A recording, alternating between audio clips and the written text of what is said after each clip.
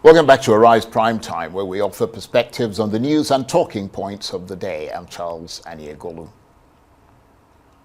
Now it's the obedient movement versus the Senate President Godswill Akpabio in a deadly verbal attack against each other. And the person at the center of the row is Peter Obi, who the obedient see as their national figurehead. The ire of the movement was drawn when a recent comment credited to Senator Akpabio advised the 2023 presidential candidate to first resolve the crisis in his Labour Party before aspiring to lead Nigeria. That comment has evoked an angry response against Senator Akpabio, who the obedience claim is an aggressor and an apologist for bad governance. So now they've mounted a counter-offensive, which has led to this verbal dogfight. And as the Senate President's support base is finding out, the obedience can be fierce opponents. But even then, how do they counter the political force of one of the most powerful Senate presidents in recent memory? And could taking on him directly actually elevate and amplify his argument as political loyalties continue to shift from the opposition to the ruling APC party? Well, for more on this, I'm joined now in the studio by the Director of Strategic Communications and Media in the Obedient Movement, Nana Kazaure. Thank you very much indeed for joining us. Thank you for having me. Good evening, everybody. What is the case that you're Charles. making against the Senate President? I think over time, we've come to realize that the Senate President, Senator Godswill Akpabio, he has a knack. You know, he's quite skilled at saying the wrong things at the wrong time in the wrong places. And it has to stop.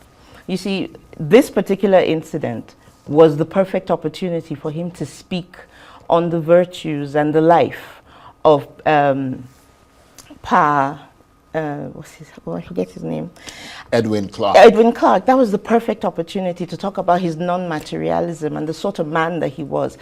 Senator Akpabio, also coming from the South, I would have expected him to use that opportunity to eulogize the life of such a Nigerian, a man who was proud to be Deltan, a man who was proud to be Nigerian, a man who has people who look up to him. And then at the point where we were supposed to talk about him and educate people and use his exalted seat, he was, you know, picking on it's almost as if when APC people, chieftains and all, wake up on the wrong side of the morning, it's Peter Obi's fault or it's the Obedient Movement's fault. We're a pressure group and we will continue to ask. We demand for good governance. It's what they promised they'll give us.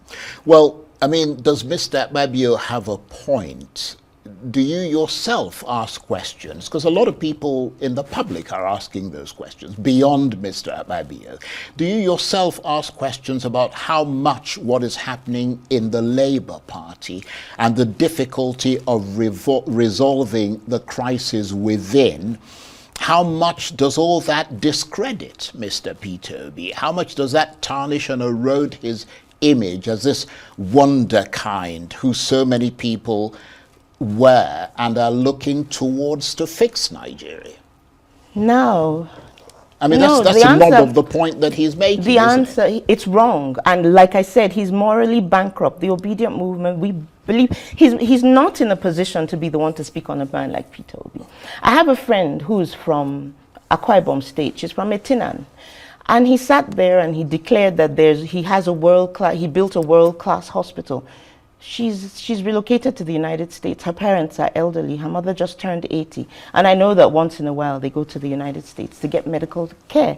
So, but the thing is, back to your question, I've noticed that Nigerians we're not used to, and that's what the APC keeps propagating. That's what they keep pushing and putting in the faces of Nigerians. And that's what we're saying is wrong. They keep wanting to say to us that a man like Peter Obi, who wants to follow due process, who believes in the rule of law, is a weakling. But that's not what it's about. You can even tell that the APC is their government is very discombobulated.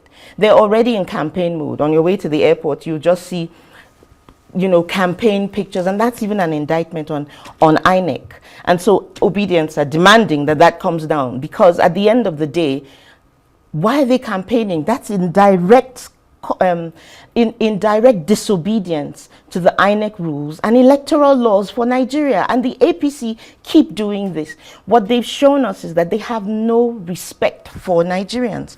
Nigerians are sitting down and we're watching the president, with his budget. And rather than for them to stand on the mandate of Nigerian people, they're standing on the mandate of one man. I didn't hear them ask questions as to whether or not the budget was going to take Nigerians out of multi-dimensional poverty. The IMF will say to us, they give us very unflattering results. The World Bank, the IMF. I don't see this government. And this government relies heavily on the forecasts of the IMF and the World Bank to tax Nigerians more. For example, energy tariffs on electricity. And I don't see them using the same vehemence to come after IMF and the World Bank. So are we saying that the people we have in power are not nationalistic in their quest to rule this country? I really don't want to use the phrase that came to my head. But then, and then a man like Senator Akpabio, you now hear him say Peter Obi should tackle the matters happening in the Labour Party. This was the same man that said, let them protest. We will, I paraphrase, we will stay and enjoy ourselves.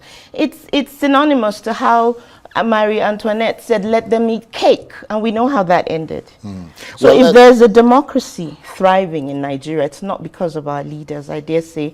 It's because Nigerians are naturally gradualists. And we are the people who are keeping democracy together. The leadership, no, we might as well just go back to a dictatorship. We had a past governor, a recent past governor say, oh, the reason we're defecting is because we want to come closer to the center. And in my head, I'm thinking, at 26, in the next 2 weeks, we're a 26-year-old democracy, and we find ourselves still suckling an oil-rich state. Our leaders are saying to us, we don't want to be creative. We don't want to, sit down and find out how best to govern this country. Senator Abaribe had to say to them, what do we need a summit, a security summit for? We've already sat down. We know the issues, the security issues in our constituencies. Why are we going to sit down? And I want to believe that this same Senator Akpabio, who's giving advice, I want to believe that he's the head of his home. If his family was threatened or his security was being breached, would it take him 48 hours? Yeah, well, let me come in here. I mean, because the point really is that much as some people would agree with some of the issues you raised about the state of democracy in Nigeria and a lot of things, the question remains that, Akpabio has a responsibility to Nigerians, but so does Peter Obi, the Labour Party, the confidence people have reposed in him. And the question has been asked repeatedly, not just by the Senate President, but by many analysts and members of the public. If Mr. Obi can't manage to to resolve the crisis in his own party, and if the party is falling apart under his leadership, how is he going to solve the infinitely more complicated and more withering problems of Nigeria? Have you also been asking that question? Because you ought to ask those questions as well. Of course we ask those questions, and the best person to respond to this question is His Excellency Peter Obi himself. Yeah, but you liaise with him and you represent him. Yes. So I'm about to say something. Yes, but the problem is, it's not that Peter Obi is the problem. It's the people that have, put themselves in those positions.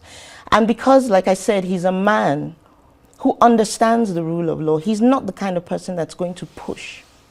That doesn't make him a weakling. I will always say that. That doesn't mean he's not a good leader. We know the same people asking these same questions know exactly what they're doing within the party. Yes, and that's all I'm going to say about that. I'm just going to sidestep all of that. Well, I mean, I do not agree with. The question and many is, of us obedient do not agree. Yeah. Well, I mean, the question is not so much whether you agree. It's the impact that that is having, which will be part of your assessment on behalf of the obedient movement and ultimately on behalf of Peter Obi. Your assessment of whether his position is getting eroded, his place in society, his popularity and all the rest of them. His popularity, his place as a leader is not being eroded in any way. You haven't got any polls to support the argument that you're making. For the fact that when APC want to trend, for the fact that whenever they have, he's on the lips of every single Nigerian. Those are the conversations that happen. I don't want to name names because I don't want it to now be, I'm not that kind of person. But I see no reason why, because all of a sudden, when we even look at the matter of defections, if the Labour Party had been declared the winner at the center, what would have happened?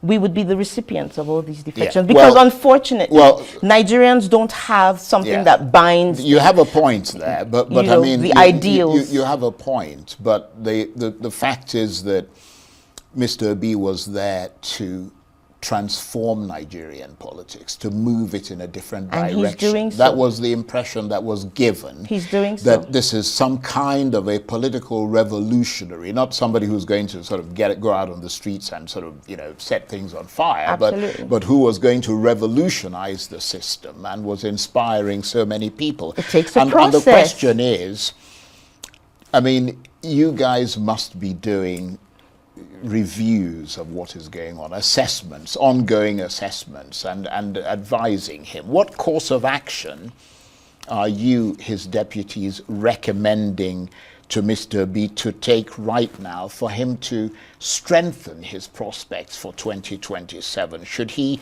stick with a disintegrating Labour Party, resign from the party and seek electoral promise in some other existing party? Or should he perhaps aim to turn the obedient movement, which somebody has suggested, of which you are a part, into a political party? I mean, what would you suggest should be his next course of action? For now, he's keeping his cards close to his chest. No, I'm not saying what is he thinking. So. I'm saying what are you advising him to do? What are you suggesting for him to do? All that you have mentioned, they are on the table. They're conversations that are still ongoing. And I'm not at liberty to share. Yes, we might decide to join another party, who knows. For now, we're in the Labour Party. And that's why you see that we're fighting for the soul of the Labour Party. We're not going anywhere. We just want things to be done properly. If the Supreme Court has given a ruling, it's now left for the parties involved to abide by those rules. I don't think we would expect Mr. Peter Obi to come with a cane and start flogging people into shape. There are processes. And one thing is, yes, as I've always said it during my interviews, no matter how we've had issues within our party, we still see ourselves as one family. So dissenting voices doesn't mean that we're not in conversation. So Nigerians should wait. Yeah, but why, we'll see how it goes. Do Julius Abure, I mean, we've had public spats, for example, recently, the governor of Abia State versus Julius Abure and all the stuff that we hear from one faction versus another. I mean, why do Julius Abure and his cohorts continue to be tolerated, and why does the leadership of the Labour Party seem unable to terminate them? Because I mean, you've come out, said, oh, the Supreme Court judgment is clear, this, that, that. I mean, because the longer they are allowed, assuming that Supreme Court judgment is is interpreted the way that it's being interpreted. I mean, the longer they're allowed to stay in those positions, the more delusional they become, that they are, in fact, supposed to be in those positions. Then they remain deluded. In due time, decisions will be taken. What you're asking me right now, like I said, I will sidestep. I don't make the final decision. So Yeah, I don't have your that, answers. but you're a spokesperson I for don't, the group. but I don't have these answers, and it's okay not to have all the answers. But it gives, do you agree, though, that it gives the impression that all those in the party, with all due respect, look like clowns, even though many people know that it is one faction within the party that's hustling for trouble, but everyone is getting tarnished by the same brush because no one seems to be able to run them off? I like the fact that you said you're painting all of us with the same brush. The first and foremost, that's wrong. And what I'm still going to say is this. As a member of the Obedient Movement, we'll wait to see what Peter Obi is going to do. Let's leave it at that. Do you think the political opposition in Nigeria is at risk of dying out, as some have suggested, given the mass defections from both the Labour Party and the PDP to the APC and the growing dominance of the ruling party? When I think about when you say the growing dominance of the ruling party, then it makes me think. I think over the weekend, I think on the 10th of May, an APC chieftain said, oh, we're so happy that Nigeria is becoming like China, moving into a one-party state. What I have to say to them is they cannot cherry pick. If you want Nigeria to be like China, China has laws and rules that, that ensure that people who steal public funds face the full wrath of the law. So when they say that I do not believe that the opposition will be stifled. They can only try. And if some of us are going to be the lone voices in the wilderness, we won't stop speaking truth to power. We won't stop demanding that Nigerians get what they deserve, what a democracy can give to Nigerians, what it is in terms of, like I said, the rule of law, in terms of having better health care, in terms of getting better security. Those are the focuses of those of us who speak to the government, who aren't afraid to say to them, change, or we'll ship you out. We will. Right. And what do you reckon happens next then? In terms of? Well, in terms of the please. spats you have with the Senate president, like I said, and where things go from here. He should, like they say, he should just be on his lane and leave the obedience and His Excellency Peter Obi alone. If you are really interested in governing this country, you're number 3. There's a whole lot to do to improve on the lives of Nigerian people. The policies speak for the Nigerian people. What are the policies that have been put in place? What are the electoral reforms that Nigerians are asking for? There's a lot. What are the security risks? How come, primary schools in Abuja, I don't think it has been resolved. There's so many issues. There are a plethora of issues. One man and his movement shouldn't be your problem. If you're doing the right things, saying the right things at the right time with the right people, then a person like Peter Obi should be considered your friend and not an enemy. That's all I have to say. Okay. On that note, I want to thank you very much indeed. Nana Kazaure is the Director of Strategic Communications and Media in the Obedient Movement. Good to see you again. Thank you very much. That's it for this edition of Arise Prime Time. Join us again tomorrow. From me and the entire team here in Abuja, bye-bye, and thank you for watching.